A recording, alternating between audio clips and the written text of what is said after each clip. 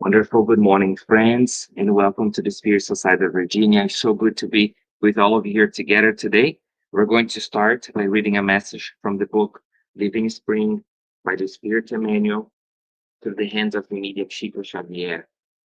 And the message for all of us today is number 32, the good part.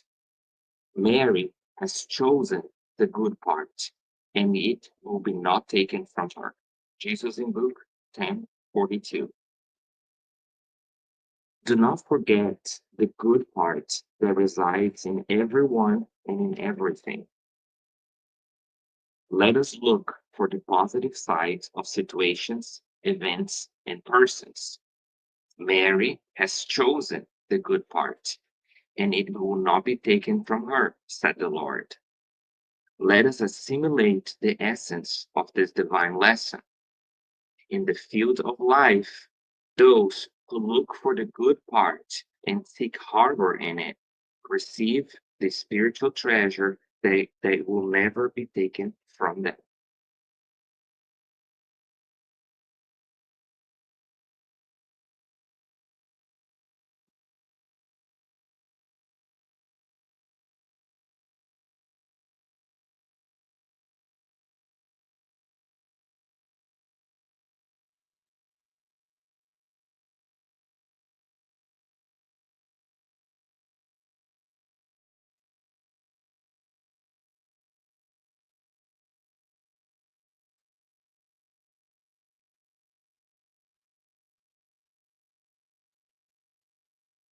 Dear friends, let us now together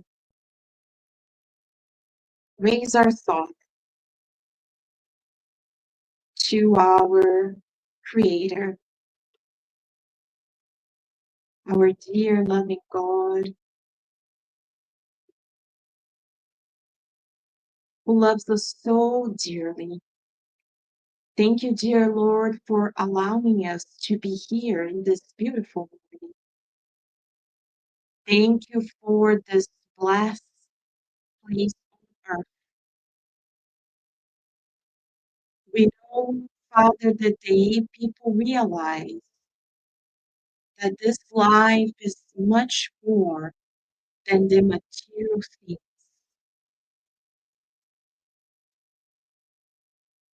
Like we are all learning together, we'll be finally ready to comprehend life through different lenses. We pray that you can open our eyes, hearts, and ears so that we can truly wake up for the real life that we should live, reminding ourselves that this is temporary and that the true life is in the spiritual realm. We pray for those who could not be here today, and we pray especially for those who at this very moment are in hospitals, nursing homes, shelters, and even wandering the streets, feeling hopeless, afraid, desperate. May your angels of solidarity and fraternity reach out to them, bringing them helping hands so that they are not alone, and then there is hope because everything passes. May we send them loving lights of healing and consolation. Grateful for the opportunity to be here today, we ask you for the permission to open this study session of this week, and so be it.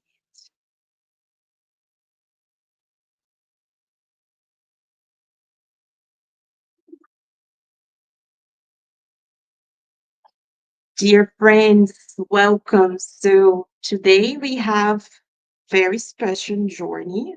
We're gonna be learning with our dear Kardec and the good spirits who brought us so many beautiful teachings. Carol will be here with you talking about how to regulate ourselves.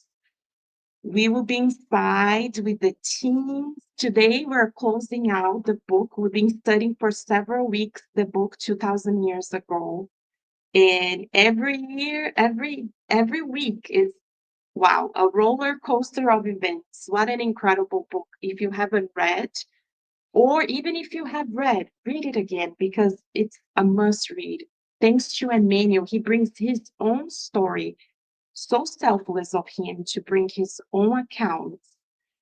So we're going to be wrapping up the book. The children have much to learn as well. And oh, wow, God and the divine law, incredible. So let us begin this journey together. And the we have one family that will be inside with us, and the others will be here. So thank you, everybody.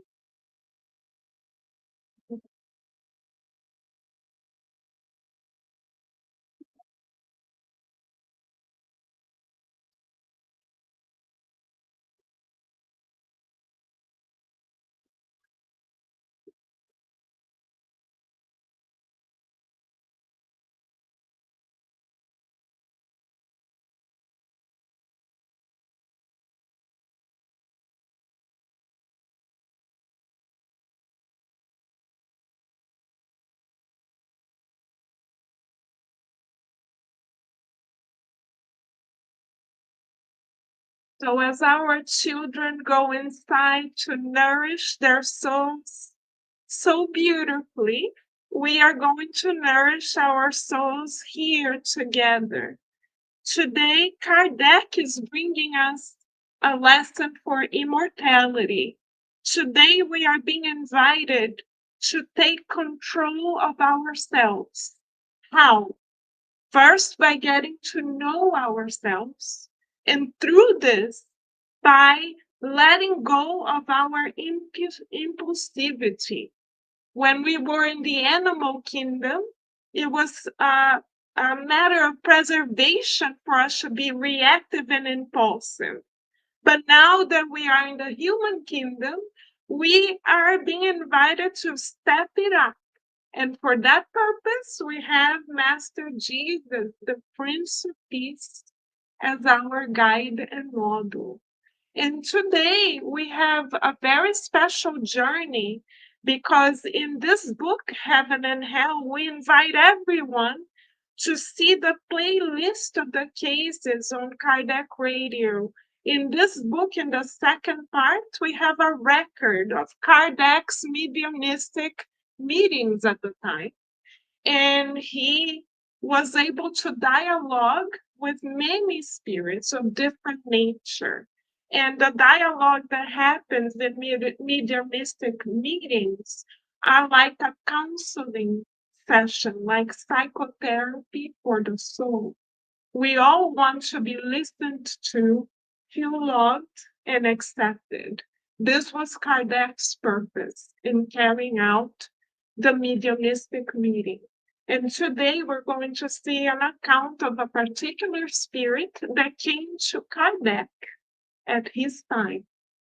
The name of the spirit is Verger, and Kardec classified him as a repentant spirit. So let us go on a journey with Kardec, shall we? So as we said, Kardec used to conduct mediumistic meetings on a regular basis. And his purpose was not to make money, was not to be famous, was not to be an influencer, or to have a TV show, but rather it was to practice love in action. What is love in action? It's charity. When we do the good for the good of the collective and not for the good of ourselves alone. Kardec understood that this is the purpose of all of our reincarnations. So he founded the first Spiritist center in the world, the Spiritist Society of Paris. And this is the reason why we are here, because he was courageous to renounce his own ego as a well-known French educator at the time. So much so that he adopted a pseudonym. He gave up even his name because he didn't want Spiritism to be known because of his fame. True example for us, true courage, and true selflessness. So, thanks to his selflessness, we have the communication of more than 60 spirits recorded in the book Heaven and Hell and available on Kardec Radio as well. So, let us learn more about the case of Verger. Kindly, Kardec engaged in a dialogue where his purpose was to allow the spirit to awaken to his own situation.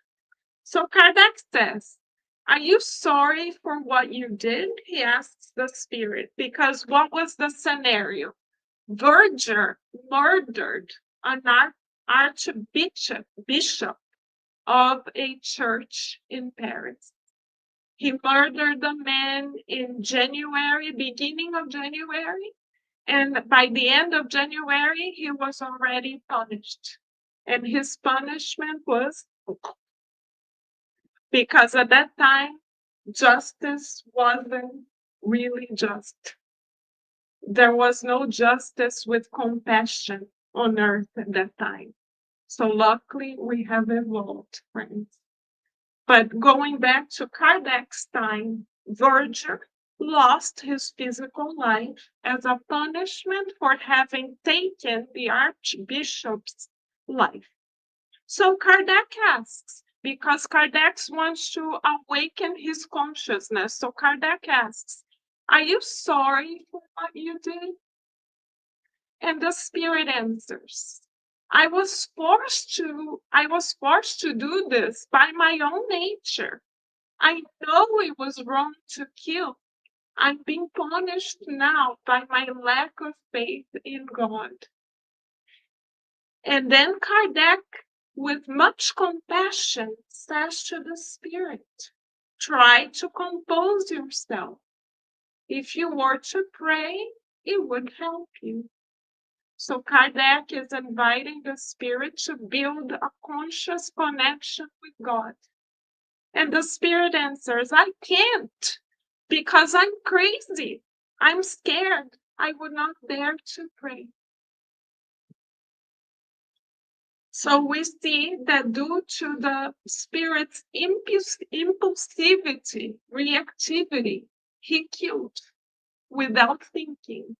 Because if he had stopped to think, his destiny would have been different.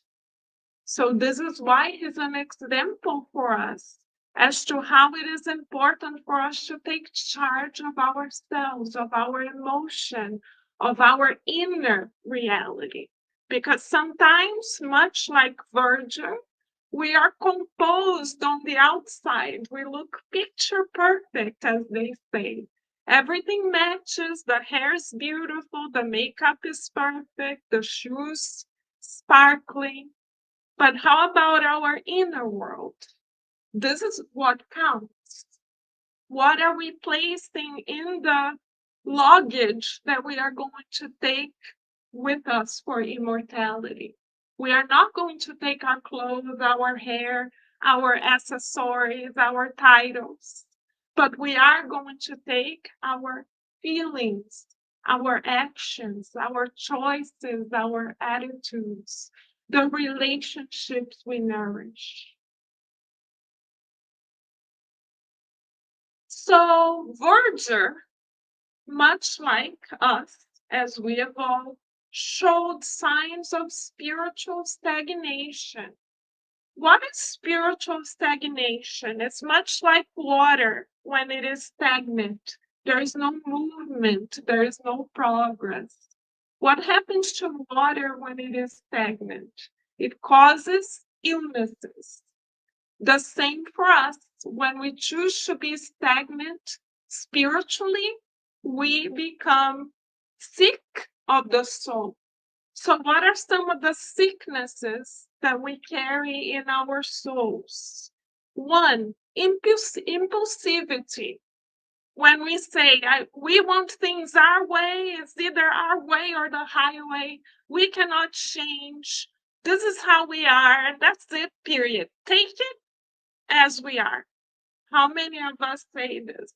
We have to be taken as we are. It's either our way or the highway. This is impulsivity because we're not stopping to think of others, of the consequences of our actions. We just think about that second and getting our whim satisfied. Impulsivity. And impulsivity leads us to self-interest. Because we explode like a ticking bomb, we think about ourselves. When do we explode? When we are worried only about ourselves, thinking that we have to protect ourselves, that people don't know who we are. How many times do we think, we may not say it, but how many times do we think, oh, you don't know who I am? Or why is this happening to me? There's a self-interest. We're only focusing on ourselves, not thinking about the big picture. And why does this happen? Because of pride. Because we think we are superior to others. We are better than others. And when we think we are better than others, we usually feel attached to positions, to titles, to family dynamics, to a particular home, to a particular responsibility at work, etc. Why do we become so attached? Because of materialism. Because we forget that we are going to leave all of this behind. And what goes with us for immortality is only what is inside of our hearts. But we spend so much time taking care of the outer part of ourselves that we forget to look inside. And when we forget to look inside, often we become pessimistic because we think the here and now is all there is. So we lose hope, and in losing hope, because we forget to think about immortality, we become pessimistic. Pessimism is self-destructive. Why do we say that? Because we have a good idea. For example, coming to the center. We have a good idea. Oh, yes, let's go to the center today. But then we say, oh no, it's raining. Oh no, the roads are kind of slippery. Oh no, what if we have an accident? Oh no, what if we're late because of the rain? Oh, it's easier to stay home. So we have the good idea, but we ourselves kill it in a way through pessimism. And our lives becomes the self-fulfilling prophecy because we suffocate the good ideas that the good spirits give to us. And in doing this, we feed into our past tendencies because in the past, we were very impulsive. We were very self-centered. How do we know? Two ways. One, read history books. We were there. Two, watch Netflix. White Princess, White Queen, etc. Oh, the White Lotus. Oh, White Lotus is not on Netflix, it's on Prime Video. But if we watch the White Lotus, we see that it's all about appearance, all about self-interest, all about playing the game. This is what we used to do. So how can we act differently today? We have to have the strength to not stay in the comfort zone. We have to stop resisting changes. We have to push ourselves to learn. When we are a baby like Olivia here, we learn every day. Everything is new. We are open to the new. We are pure plasticity in the brain, and we are super open to learn. But then when we grow older, we say, oh no, we've done enough. But in the school of life, dear friends, there is no enough. We are here to learn every day. And even when we are 99.5, God willing, we will still be able to learn, and we can plan for a new reincarnation. We can learn to play the piano when we are 99.5, and we will carry that out to other lives. So, yes, life is a continuum. And for this reason, it's not worth it holding on to resentments. How many of us have a picture of someone whom we know stuck in our head, and we cannot think about that person differently? The person may have changed completely already, but in our minds, they are stuck being in the villain position that we gave them. So we are creating a prison for ourselves and for them in our minds. And why do we do it? Because God said, we are going to place you here so that you can learn to love. And what do we do instead? We say to God, no, thank you. We don't want it. We'll pass. Leave it to another life. We have already heard people saying to us directly, oh, this is too hard to be kind to this person, X, Y, and Z is too hard. So we will leave it to the next reincarnation. People have said this to us directly. Oh, yeah, no, not now. Since we are spiritists and we know about life, reincarnation, life continuum, we'll pass it. We'll leave it to another reincarnation. But what we forget is that the plan with the best circumstances possible for forgiveness are in the here and now. If we postpone it, the situation may be even more challenging in the future. So why postpone it? We try to postpone it when we think that life is a vacation. Many of us think life on earth is a vacation. So much so that we plan one vacation after another. Our calendar is vacation here and the next vacation the minute we arrive, because we do think life is a vacation. But in reality, friends, life is not a vacation. We are not here to constantly entertain ourselves and feed our senses. We are here to grow spiritually. This is why we suffer, because we forget what the true purpose of our lives is. If we expect to be entertained, we are going to be super frustrated, because life is going to give us wake-up calls out of love. So let us meditate upon the signs of spiritual stagnation to see where we are, because the good news is we can choose differently. Why? Because we have reincarnated in the best situations possible to make profound transformations. This is the purpose of our reincarnation. But what kind of transformation are we talking about? Are we talking about physical transformation, wardrobe transformation? No, we are talking about deeper transformation. Transformation of our relationships, because we have come here to love, says message. So we have come to transform difficult, challenging relationships into loving relationships. This is the purpose of our lives. And this life is the most precious there is ever. How do we know?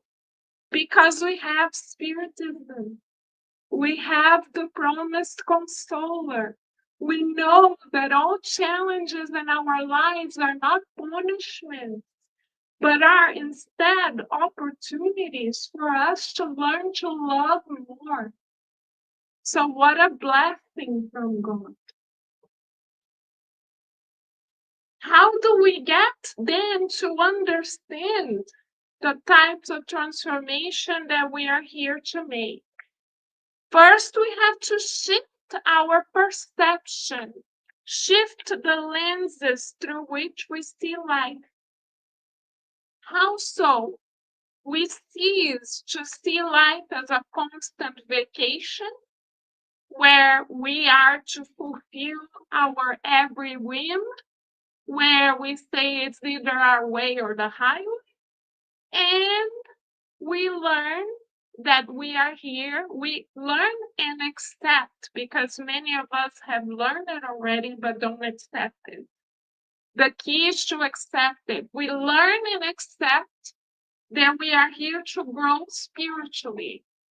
When we accept that we are here to grow spiritually, then the challenges become opportunities. The difficult relationships become our responsibility to transform. And how do we transform it? What is the catalyst for transformation? Is to learn to seek the good, feel the good, think the good, and mold the good with all the resources we have at hand. In chapter 10 of the book Thought and Life, Emmanuel says that this is the only way we can free ourselves from the difficulties we brought from the past. So we have to revisit the same relationship that was challenging for us before from a new angle. Okay, so let's say we have someone at work and at home that pushes our buttons, as we say, each and every day. We are driving to work and we already think of that person and we say, Mamma mia, oh, we have to face it again. Oh, and we feel like running, right? Because we know that's hard for us.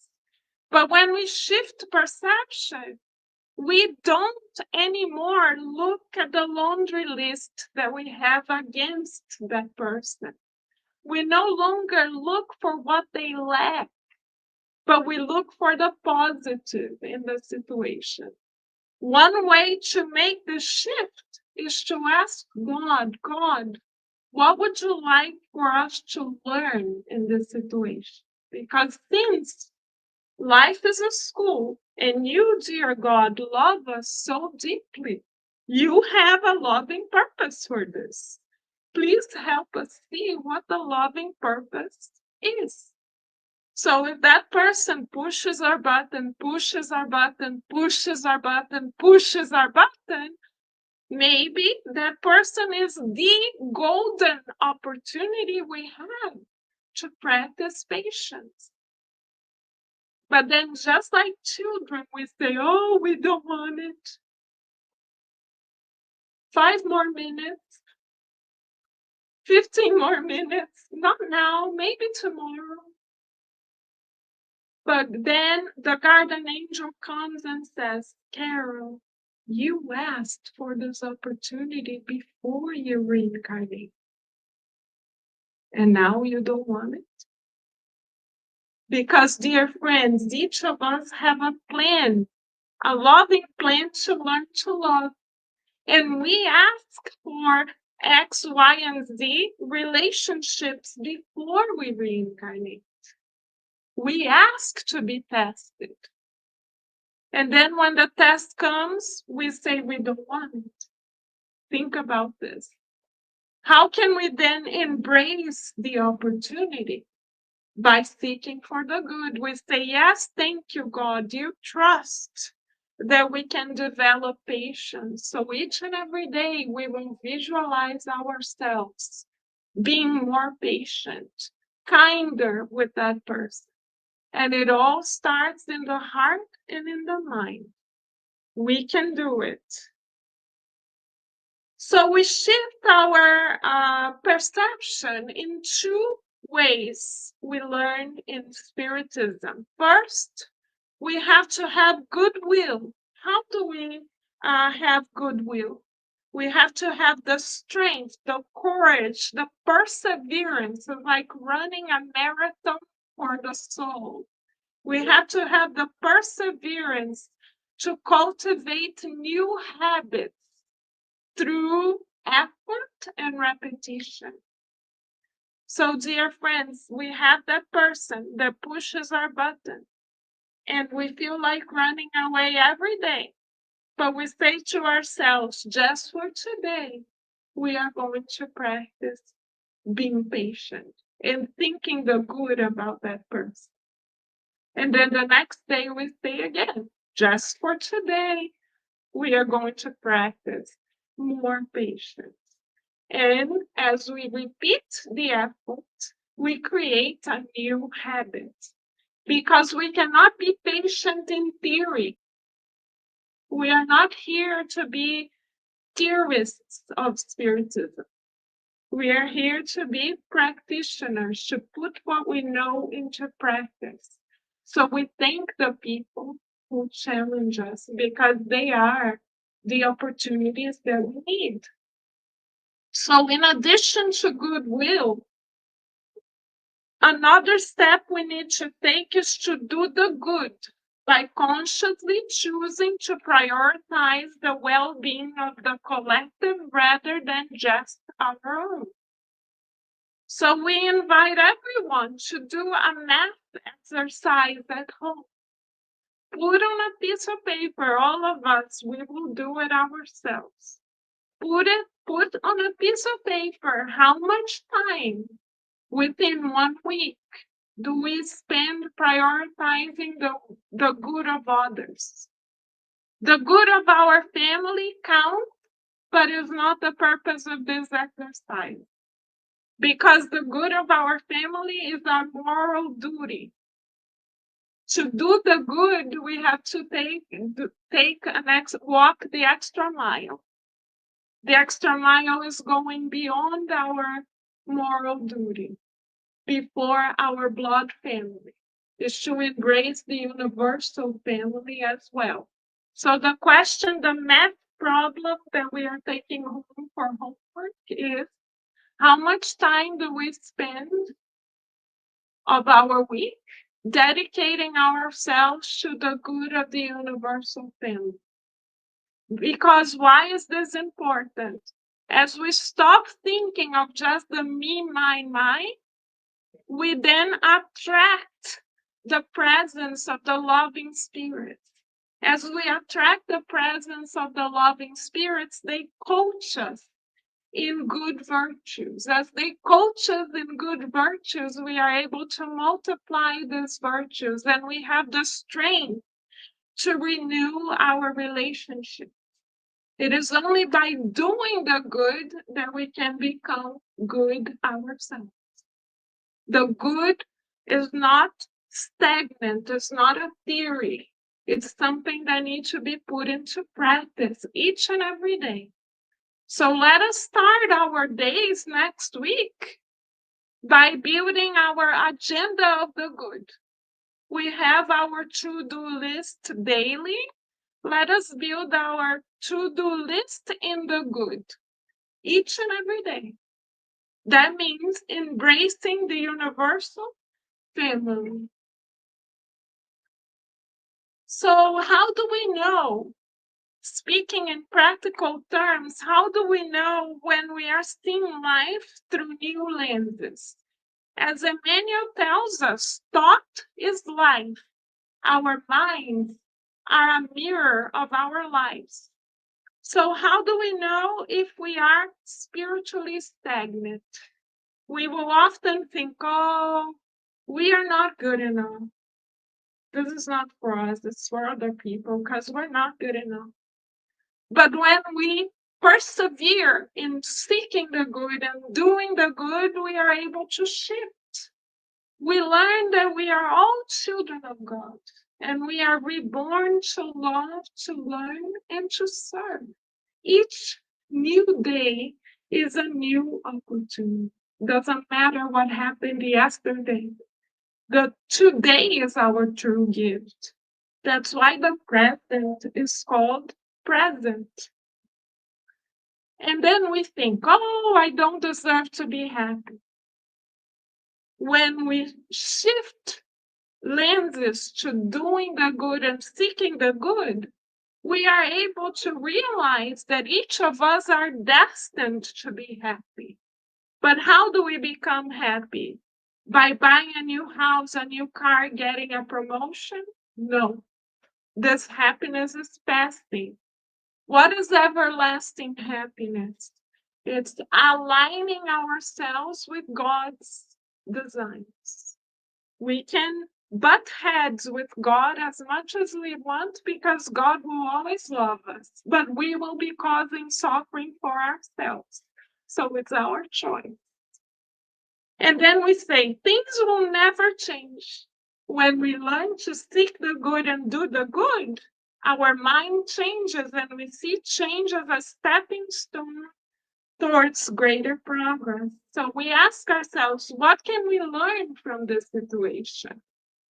And then we say, we will not forgive. This week we were talking to someone that was very upset about a particular person and a particular situation, and we were trying to seek the good together with him.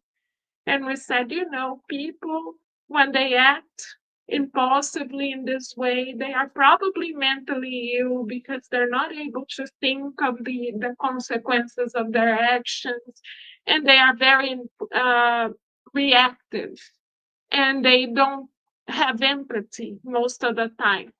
And our friend said, yeah, but you're right, but we will not forgive, he said.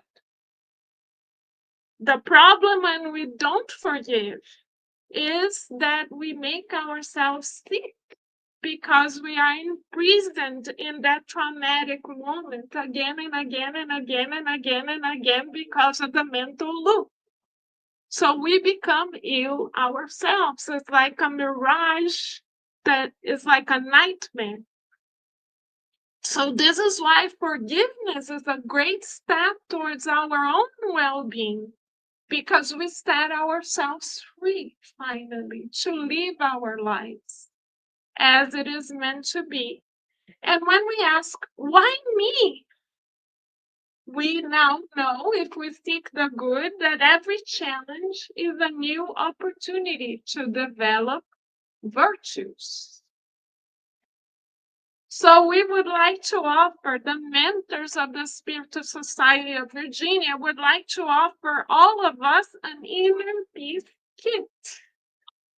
Who doesn't want to have inner peace, right? All of us.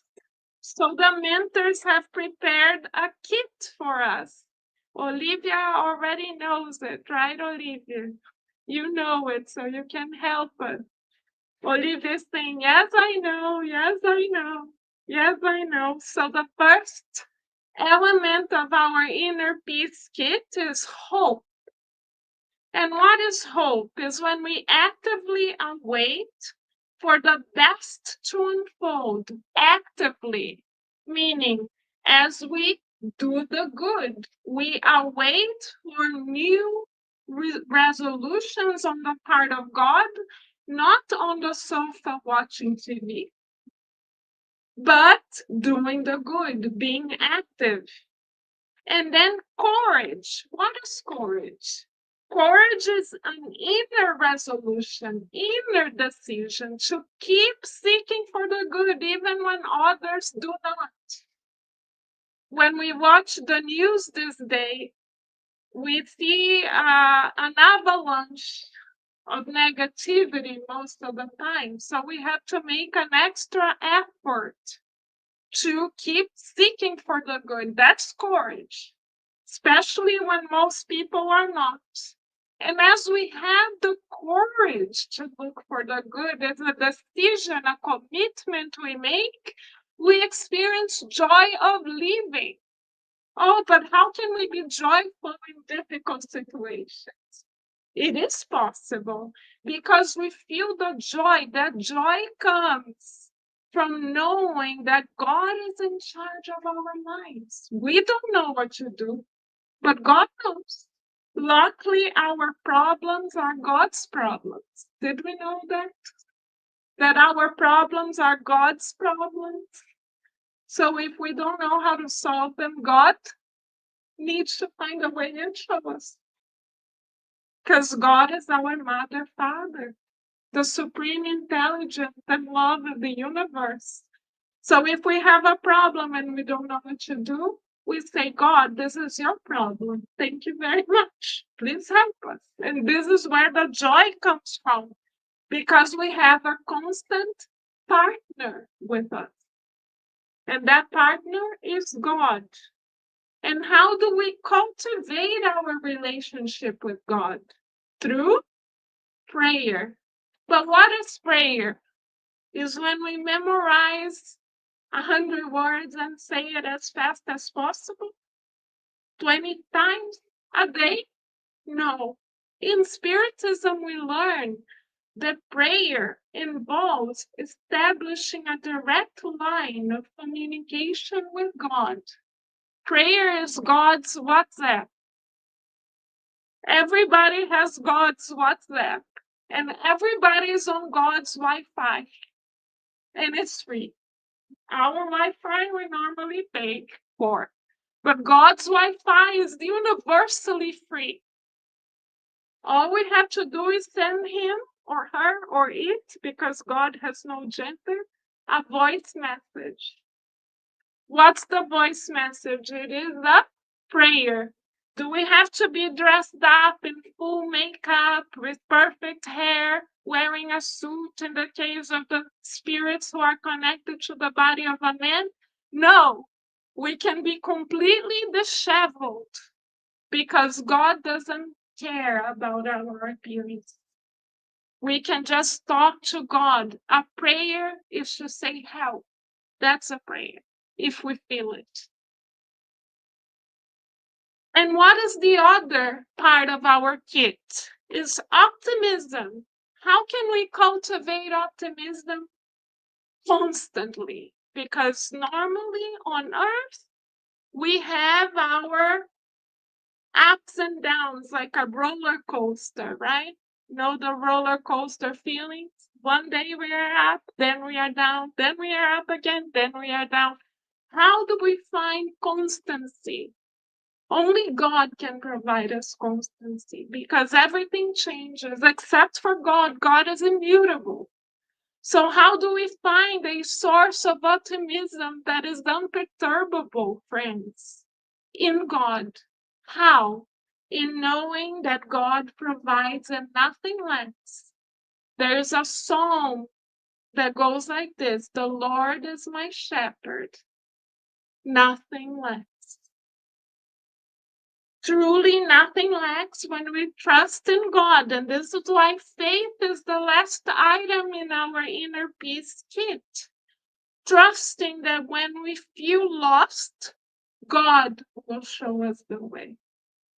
God will be and is our eternal GPS. This is why we are going to do a little exercise now, friends. We invite everyone to visualize a timeline. It can be whatever color you would like, whatever size you would like. Visualize a timeline in a beautiful space that you love. Could be in the space itself, or at the ocean, or in the mountainside, or in a garden. Visualize a timeline. Place yourself in the here and now, inside of your timeline. Let us then visualize a person who we need to forgive with us. But let us visualize that person, friends, at some point in the future where the challenges within our relationships have already been surpassed. Let us visualize that relationship fully healed, because this is our destiny, to heal all of our relationships. This is why we reincarnate, so that in each reincarnation we heal through love all the more. And in some point in time, we will be there. We are destined to be there. So let us do the exercise to ask our guardian angels to accompany us, because each of us have a guardian angel. And let us invite our guardian angel to accompany us in this journey and visualize the relationship already healed, visualizing Master Jesus bringing this person close to us. Let us visualize ourselves hugging them, thanking them for their presence in our lives, thanking them for all that we have learned together, thanking them for the hardships that made us stronger, and thanking God and Master Jesus and our loving guardian angels for having given us the love to heal. And as we heal all of our relationships one by one, we are reminded, friends, of Master Jesus' own words, because Master Jesus' words are incomparable and unforgettable. Master Jesus in Matthew 5:14-16 said to all of us, "We are light." And as our relationships heal through love and with love and for love, we are able to fulfill Master Jesus' proposal, which is to let our light shine. So as we prepare ourselves for the passage, dear friend, let us visualize our beloved Master Jesus with us, showering us with infinite love and light, reminding us that we are reincarnated to love, to heal, and to shine, because we are divine. We are heirs of the universe, and each and every one of us in both realms are masterpieces of God. And Master Jesus came to earth and is still governing the earth to remind us exactly of that. He's counting on each and every one of us to recall our divine nature and allow our light to shine by loving more, understanding more, forgiving more, and embracing life as a true gift.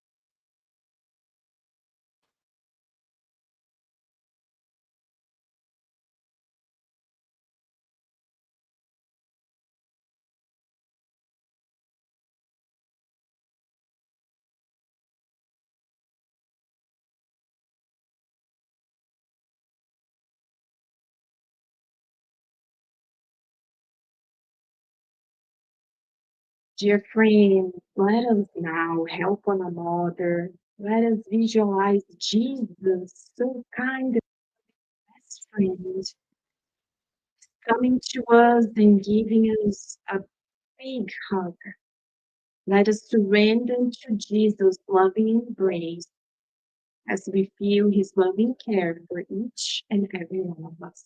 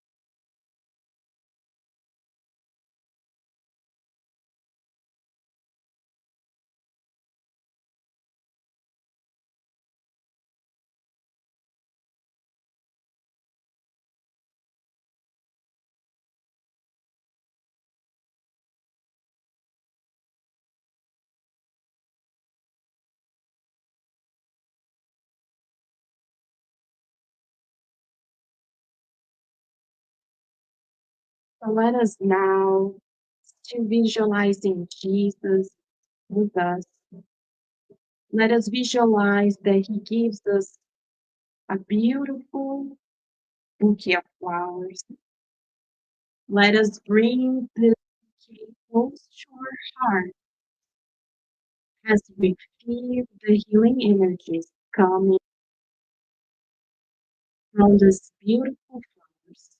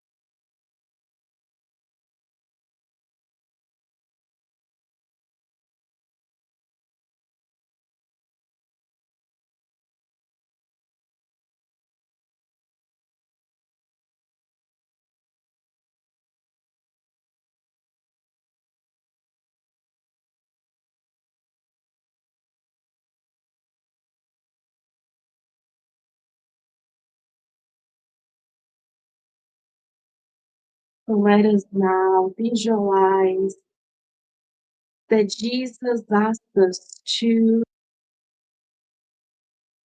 take this beautiful bouquet of flowers that He gave to us and extend it to someone in our lives, someone that we need to reconcile, someone that is going through a difficult time.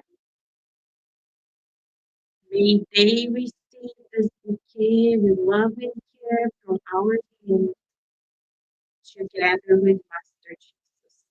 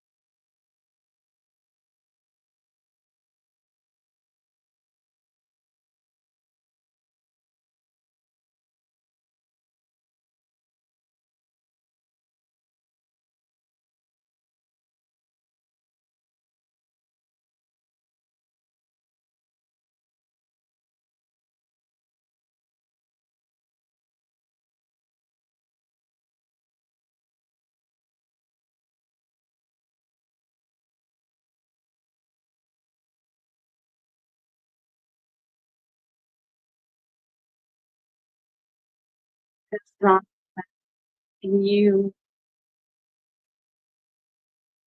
but we are invited by Jesus to walk through the beautiful garden of lavender who surrounds the spiritual hospital connected with the spiritual side of Virginia.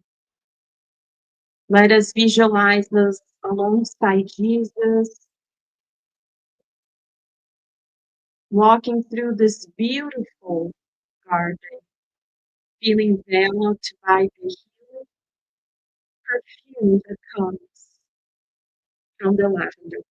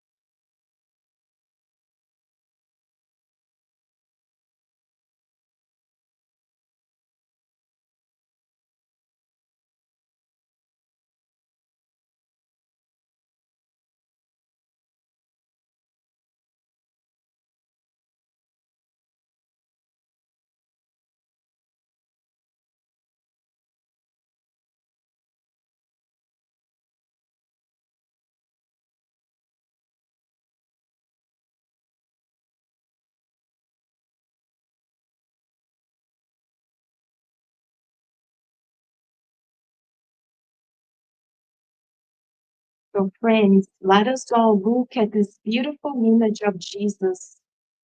Let us look at Jesus. He's our best friend. He's coming to each and every one of us to deliver exactly what we need. Let us close our eyes and let us open our hearts to receive the medicine that Jesus has for each and every one of us.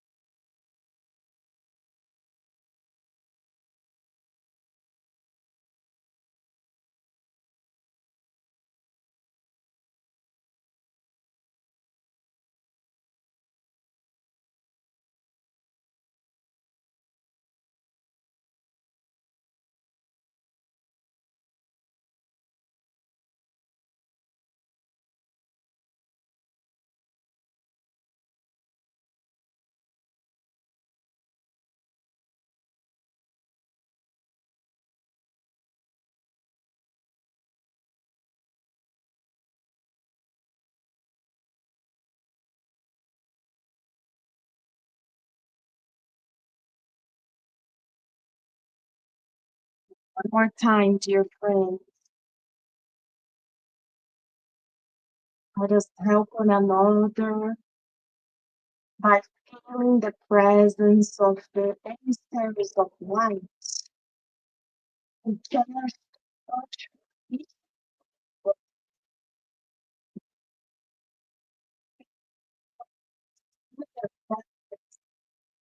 Open our hearts and deliverance in this that we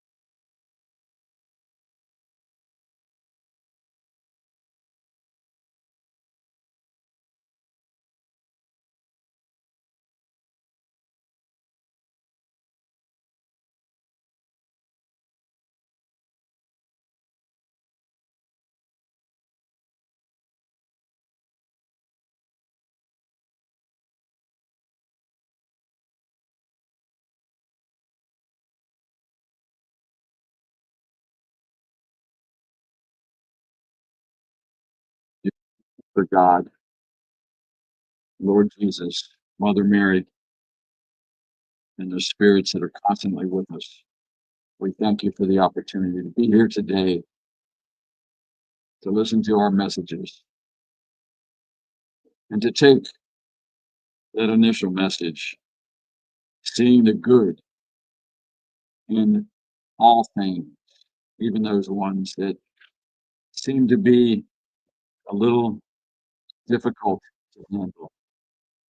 There's always something there that allows us to learn. Everything that God allows to happen gives us a lesson.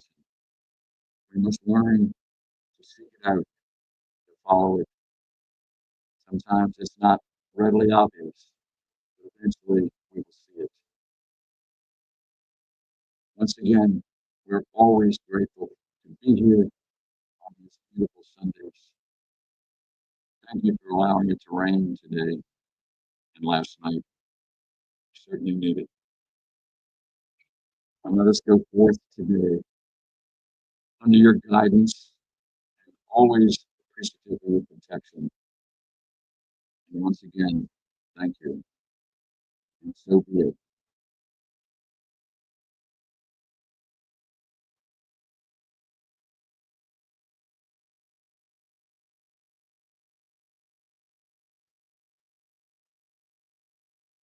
Dear